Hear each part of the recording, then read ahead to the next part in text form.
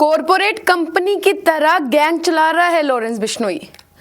Jail headquarter, interview से gangster की भर्ती, सैलरी इंसेंटिव और पकड़े जाने पर फैमिली को पेंशन। लॉरेंस की गैंग नए गुर्गों की तलाश में रहती है। एक टीम ऐसे लड़कों की प्रोफाइल शॉर्टलिस्ट करती है जो सोशल मीडिया पर हथियारों के साथ फोटो डालते हैं।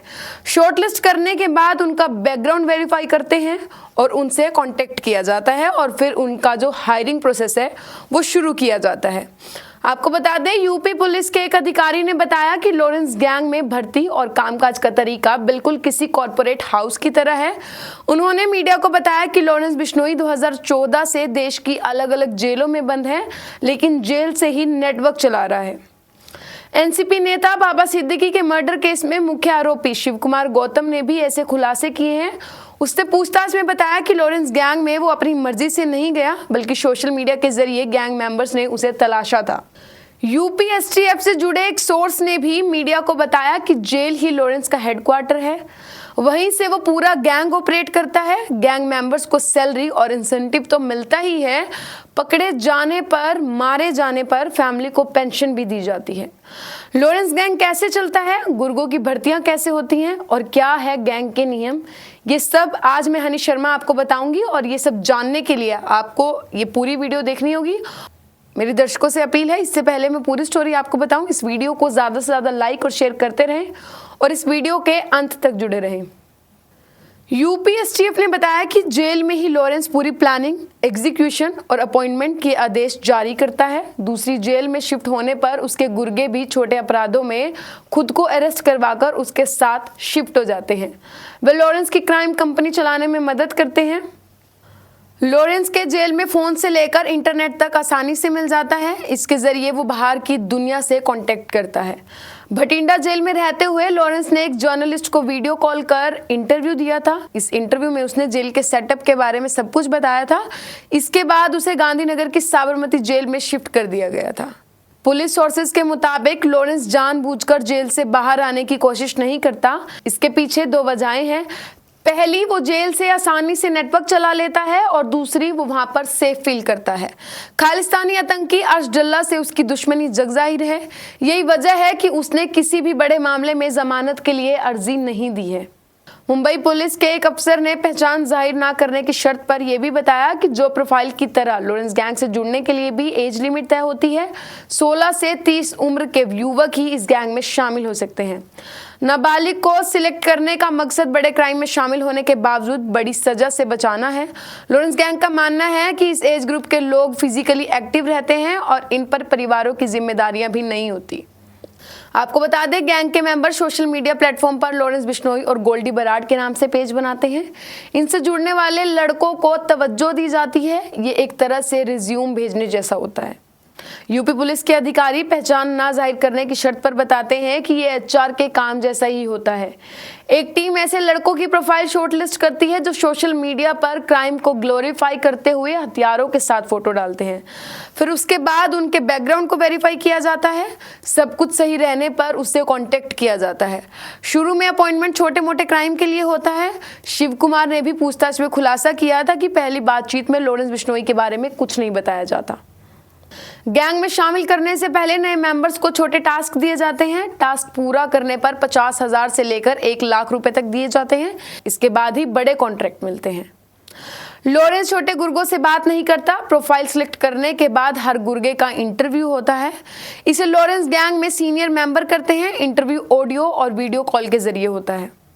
शिव कुमार ने यह भी बताया कि उसका इंटरव्यू लॉरेंस के भाई अनमोल बिश्नोई ने स्नैपचैट पर लिया था। अनमोल ने शिव कुमार से कहा था कि वो जो करने जा रहा है वो भगवान और समाज के लिए है। फिलहाल अनमोल यूएस में है। ऐसी खबरें हैं कि अनमोल अमेरिका में रहता है। उसे 18 नवंबर को कैलिफोर्निया में अरेस्ट किया गया है। अनमोल से पहले बाबा सिद्दीकी मर्डर केस में अरेस्ट शुभम लोनकर ने उसका इंटरव्यू लिया था। सोर्सेज के मुताबिक लॉरेंस छोटे गुर्गों से बात नहीं करता है। वो कंपनी के सीईओ की तरह सिर्फ और सिर्फ टॉप लेवल के मेंबर्स से ही कांटेक्ट में रहता है। इनमें रोहित गोदारा, गोल्डी बराड, काला जठेड़ी, अनमोल बिश्नोई, सचिन बिश्नोई और कपिल सांगवान शामिल हैं। सिलेक्शन के बाद किसी कॉर्पोरेट कंपनी की तरह गुर्गों का इंडक्शन कराया जाता है, उन्हें गैंग के मेंबर से मिलवाया जाता है। लॉरेंस या उसकी गैंग से जुड़े बड़े क्रिमिनल सीधे नए गुर्गों से बातचीत नहीं करते, पहले इन्हें टीम मेंबर्स के साथ रखा जाता है। ये रिपोर्टिंग मैनेजर जैसा होता है, वहीं उनके रहने, खाने पीने और लॉजिस्टिक का इंतजाम करते हैं। कॉन्ट्रैक्ट कैसे पूरे करना है वो डिसाइड किया जाता है। मुंबई पुलिस की अब तक की जांच में पता चला है कि बाबा सिद्दीकी को मारने का जिम्मा गैंग से जुड़े शुभम लोनकर को मिला था। उसने शिव कुमार समेत 15 से 20 लोगों की एक टीम को इस काम को पूरा करने के लिए तैयार किया था। शुभम ने ही टीम के बाकी मेंबर्स की ट्रेनिंग पुणे और करजत के जंगलों में करवाई थी। इनमें हथियार चलाना, टारगेट की रेकी करना और काम पूरा होने पर फरार होने के तरीके बताना शामिल था। इस ट्रेनिंग का खर्च भी शुभम ने ही उठाया था। गैंग ज्वाइन करने के बाद सभी गुर्गों को ज्वाइनिंग किट भी मिलती है। इसमें मोबाइल के साथ नया नंबर दिया जाता है। सोर्स के मुताबिक गुर्गों से कहा जाता है कि एक वारदात में एक फोन का इस्तेमाल करना है। ट्रेनिंग में फोन और बाकी एविडेंस खत्म करना भी सिखाया जाता है। शिव कुमार ने पूछताछ में यह भी बताया कि बाबा सिद्दीकी के मर्डर के लिए शुभम और यासीन ने उसे हथियार, मोबाइल फोन और सिम दिए थे। मर्डर के बाद बात करने के लिए अलग मोबाइल फोन और सिम भी दिए जाते थे। पूछताछ में यह भी खुलासा हुआ है कि हर गुर्गे को हथियार नहीं दिया जाता। वारदात से कुछ दिन पहले ही कॉन्ट्रैक्ट लेने वाले तक हथियार पहुंचाया जाता है और फिर काम पूरा होने पर उसे वापस ले लिया जाता है। बाबा सिद्दीकी मर्डर केस में भी यही हुआ। पुलिस को अब तक शिव कुमार के पास से हत्या में शामिल हथियार बरामद नहीं हुआ है। बाबा सिद्दीकी मर्डर केस की जांच से जुड़े यूपी पुलिस के सीनियर इंस्पेक्टर बताते हैं कि लॉरेंस गैंग कॉर्पोरेट सेक्टर की तरह गुर्गों को पैसा देती है। नए कॉन्ट्रैक्ट पर एक फिक्स अमाउंट और हर महीने सैलरी देने का वादा किया जाता है। शिव कुमार ने यह भी खुलासा किया है कि उसे 10 लाख रुपए टोकन मनी और हर महीने कुछ पैसे देने का वादा किया गया था। पकड़े जाने या मारे जाने की स्थिति में फैमिली मेंबर्स का खर्च भी लॉरेंस गैंग उठाता है। उन्हें पेंशन के तौर पर हर महीने पैसे दिए जाते हैं। क्राइम के बाद छिपने की जगह ढूंढने को लेकर वहां रहने का खर्च गैंग उठाता है। लॉरेंस ने खास लोगों को छिपाने के लिए अमेरिका, यूएई, पुर्तगाल, रूस, नेपाल और थाईलैंड में ठिकाने बनाए हैं। यहाँ से ये फिरौती और हथियार की सप्लाई करते हैं। लॉरेंस गैंग का प्राइवेट कंपनी की तरह कोड ऑफ कंडक्ट है। सेंट्रल जांच एजेंसी से जुड़े एक अधिकारी ने बताया कि लॉरेंस जेल में कई साल से ब्रह्मचार्य का जीवन जी रहा है। उसने गैंग के लिए उसी तरह के नियम बनाए हैं। गैंग ज्वाइन करने वालों को सख्त हिदायत दी जाती है कि वो किसी भी लड़की से बातचीत नहीं करेंगे और ना ही उनके साथ संबंध रखेंगे। लॉरेंस की कभी गर्लफ्रेंड नहीं रही है। उसका भाई अनमोल भी इस बात का दावा करता है कि उसकी लाइफ में कोई लड़की नहीं है।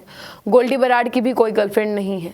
लॉरेंस गैंग ने गुर्गों को बता रखा है कि लड़की के कांटेक्ट में आने से वो आसानी से ट्रैक हो जाएंगे। नियम के मुताबिक गैंग मेंबर्स बच्चों और बुजुर्गों को मारने की सुपारी नहीं लेते हैं। लॉरेंस गैंग हर कॉन्ट्रैक्ट को पूरा करने से पहले प्लानिंग करती है। मुंबई पुलिस के सोर्सेज बताते हैं कि बाबा सिद्दीकी के मर्डर से 4 हफ्ते पहले से उनकी रेकी की जा रही थी। ये कब घर से निकलते हैं, किससे मिलते हैं और कहां-कहां जाते हैं, ये सब लॉरेंस गैंग को पता था। ये भी तय किया गया था बाबा पर उस जगह हमला करना है जहां पर सीसीटीवी कैमरा ना हो। प्रोजेक्ट की तरह एक डिटेल रिपोर्ट पुणे में बनाई गई और उसे अप्रूवल के लिए पहले अनमोल और फिर लॉरेंस को भेजा गया था। हर प्रोजेक्ट की तरह इस हत्याकांड में भी प्लान बी भी तैयार किया गया था। इसमें बाबा को नहीं मार पाने की स्थिति में उनके बेटे जिशान सिद्दीकी को मारने का प्लान था। जिशान की रेकी के लिए अलग टीम थी। मर्डर के बाद कैसे नेपाल भागना है, इसकी भी तैयारी पहले से की गई थी। लॉरेंस ने गैंग चलाने के लिए सिस्टम तैयार किया था। इसमें ऐसे शूटर चुने गए जो उस इलाके के लिए नए हों, उनके बैकग्राउंड के बारे में लोकल लोगों को कुछ पता ना हो। ज़्यादातर गुर्गे दूसरे राज्यों से लाए जाते हैं, जैसे कि बाबा सिद्दीकी के मर्डर केस में भी जो शूटर शामिल था वो यूपी का था। सेंट्रल जांच एजेंसी से जुड़े एक अधिकारी ने यह भी बताया कि शूटर को सिर्फ यही पता होता है कि उससे ऊपर कौन है। उन्हें नहीं पता था कि उनके साथी शूटर्स कौन है। कॉन्ट्रैक्ट पूरा होने के बाद गैंग से कम्युनिकेशन चेन ब्रेक कर दी जाती है ताकि पकड़े जाने पर गैंग के बाकी मेंबर्स के नाम सामने ना आए। मुंबई साइबर सेल से जुड़े एक अधिकारी ने बताया कि फेक नैरेटिव के लिए भी लॉरेंस गैंग ने एक टेक और सोशल मीडिया मैनेजमेंट टीम बनाई है। ये विदेशों में बैठकर सोशल मीडिया में अपना काम को ग्लोरीफाई करते हैं। लॉरेंस गैंग के मेंबर फेसबुक, इंस्टाग्राम और यूट्यूब का इस्तेमाल क्रिमिनल एक्टिविटी को बढ़ावा देने के लिए कर रहे हैं। गैंग के लोग जय बलकारी जी जैसे नारे हैशटैग में लिखते हैं। लगातार ऐसे वीडियो अपलोड करते हैं जो युवाओं को धर्म के नाम पर एकजुट करने का मैसेज देते हैं। गैंगस्टर के नाम से 50 से ज़्यादा इंस्टाग्राम अकाउंट बने हैं। मुंबई पुलिस ने ऐसे फेक नैरेटिव गढ़ने वाले प्रोफाइल पेजों को सिलेक्ट कर लिया है और उन्हें प्रतिबंधित करने के लिए मेटा और एक्स को लिखा है। अंडरवर्ल्ड पर किताबें लिख चुके मुंबई के सीनियर जर्नलिस्ट विवेक अग्रवाल बताते हैं कि लॉरेंस के शूटर शिव कुमार ने खुलासा किया है कि लॉरेंस गैंग ने उसे कॉन्ट्रैक्ट अमाउंट, सैलरी और पेंशन देने का वादा किया था। ठीक ऐसे ही 80 और 90 के दशक में होता था। कॉर्पोरेट तरीके से गैंग ऑपरेट करने की शुरुआत 80 से 90 के दशक में दाऊद इब्राहिम ने की थी। दाऊद से पहले के डॉन अशोक जोशी, हाजी मस्तान, क्रीम लाला, वरदराजन मुदलियार और शबीर के दौर में ऐसे नहीं था। वे काम के हिसाब से पैसे दिया करते थे, हालांकि वे अपने मैनेजर या पीए को मंथली सैलरी जरूर देते थे।